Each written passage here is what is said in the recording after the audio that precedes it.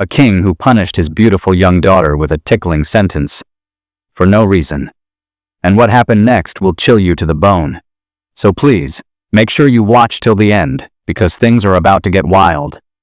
Friends, the name Senate of Centralis alone sends shivers down the spines of the people of Arcadia, the secret, wealthy state hidden in New England. Centralis was the self-proclaimed ruler, or governor-general, of Arcadia, holding both political and mystical power. But this fear wasn't out of respect. It was born from a horrifying truth buried deep within the grand, ancient stone estates of Arcadia. Everyone knew the governor-general had a single child, Princess Evelyn, a woman so stunning she looked straight out of a Hollywood dream. 20 years old, golden hair, and a laugh that could melt even the cruelest journalist's heart. And everyone also knew one more thing. Centralis had created a strange and cruel yearly tradition. Every year, on the night of the hunter's moon, he would take his daughter to her private penthouse and give her what he called the punishment of tickling. It wasn't playful. It was torture. The screams of Evelyn echoed across the frozen mountain valleys. This wasn't a father-daughter game. It was a ritual, a living nightmare. People whispered that the governor-general had gone insane, or that he was punishing his daughter for some unknown sin.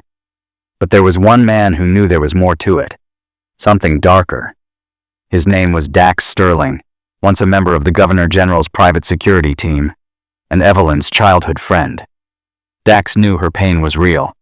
He had once caught a glimpse of the tickling night. Centralis's eyes were empty, as if his soul had left him. Evelyn screamed, "Dad, please!" "I didn't break my oath. Please!" But Centralis kept moving his fingers like a torturer, tracing the most sensitive spots of her body. Her soles, her ribs, her neck. That night, Dax swore he'd uncover the truth behind this nightmare. While digging through secret archives written by Arcadia's founding fathers, he discovered an ancient, leather-bound manuscript titled The Archon Project. The manuscript revealed that Arcadia was founded centuries ago by a magical secret society that maintained its power by suppressing human pleasure. And there was one horrifying rule written in it. If the ruler bears only one child, that child will become the greatest threat to the realm's control. To neutralize that threat, the ruler must inflict upon that child a ritual of unbearable stimulation every hunter's moon, to disrupt the frequencies of bliss. If not, the next morning that child will awaken as a being of joy and chaos, destined to destroy the established order. And the most effective method of this ritual was tickling. Not pain, but extreme pleasure pushed so far that it turned into terror, releasing that hidden power. Dax's hands trembled. Centralis wasn't insane. He was sacrificing his own daughter to keep the kingdom's dark balance intact. Only one night remained before the next hunter's moon. Dax knew he had to stop it. At midnight, he bypassed security and took the secret elevator to Evelyn's penthouse. She was standing on the balcony, looking out over the glowing city. She didn't look afraid. She looked calm. "Dax." "Evelyn! We can run away. This is all because of that old Arcan project. Your father isn't being controlled. He's trying to stop you." Evelyn slowly turned.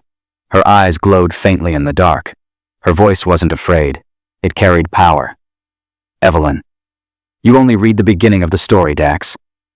She walked to an ancient leather-bound book resting on a table.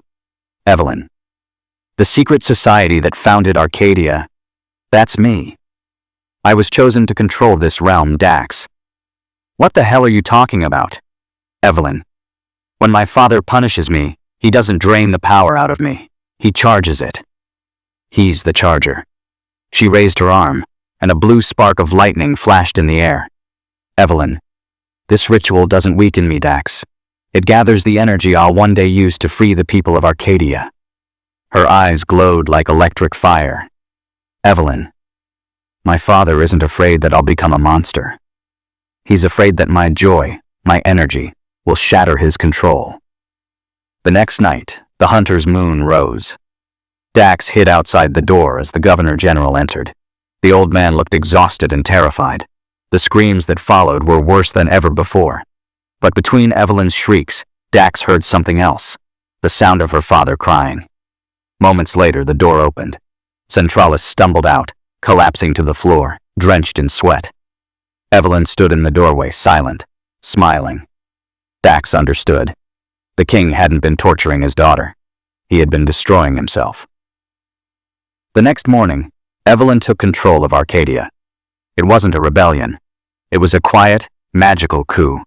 She declared joy and freedom as the new ideals of the realm. Taxes dropped, art flourished, and people called her the Queen of Joy. But Dax noticed something. Her laughter changed. It was louder, more forced. Her paranoia grew. One night he followed her into the royal library. She sat before an ancient copper box. Inside was the same burned document, the Archon Project. Dax. Evelyn, what are you doing? You said you destroyed it. Evelyn. I did. This is just a copy. I need to make sure my father didn't miss anything when he wrote it. Dax. You called him insane. You said he was trying to stop you, Evelyn. He was. And I did free everyone. But freedom needs control, Dax. My father thought he was saving the kingdom by draining that power. He didn't know. That power is the kingdom. She looked up at him, calm and deadly. Evelyn, that power lives in my body, and the only way to recharge it is through the ritual. Dax froze. Dax, you mean you need to be tickled again? A strange light flickered in her eyes. Evelyn, it's not punishment. It's energy. As joy spreads through Arcadia, chaos rises with it. My control weakens. I haven't recharged in 3 months. If I don't, that chaos will consume everything. Dax. So what will you do? Make someone else do it? Evelyn. No. This energy can only come from the royal bloodline, and there's only one heir. She stepped closer, her voice a whisper. Evelyn. Me. And I need someone I trust. Someone who understands. Dax's heart sank. He knew what she was asking. Dax. You want me to do it? Evelyn. It's not punishment, my friend. It's a necessary ritual. My father's hands grew weak. He couldn't channel the power anymore. That's why he lost control. She placed a hand on his shoulder. Evelyn, your hands are strong, Dax. You can save Arcadia. That night, under an ordinary moon, not the hunter's moon, Evelyn lay on a velvet carpet in her penthouse. She looked terrified yet determined. Dax knelt beside her, touching her bare feet, cold as ice. Evelyn, do it, Dax. All your strength. Hurry. He closed his eyes and began. Her first scream was sharp, then turned into laughter, then agony, then something beyond both. Evelyn, more! Faster! Please, Dax. The air filled with blue lightning. Dax realized her body wasn't being broken. It was charging like a living battery. When it was over, Evelyn lay motionless, her eyes open, a peaceful smile on her lips. Evelyn, thank you, my friend. Arcadia is safe. Dax stood up slowly. He realized he was no longer her protector, but her executioner. He had become part of the same horror he once vowed to end. He knew this wouldn't stop. It would happen every month now, not just on the hunter's moon. The people of Arcadia lived in bliss, never knowing that their queen's happiness depended on pain, and that their hero had become the hand that sustained it. As Dax closed the door behind him, his eyes hollow, one question haunted him. Would Evelyn become the monster her father feared? Or would Dax himself break under the weight of her curse? And with that, this story comes to an end. If you liked the video, make sure to hit that like button and subscribe to the channel, because the next one is going to be even darker.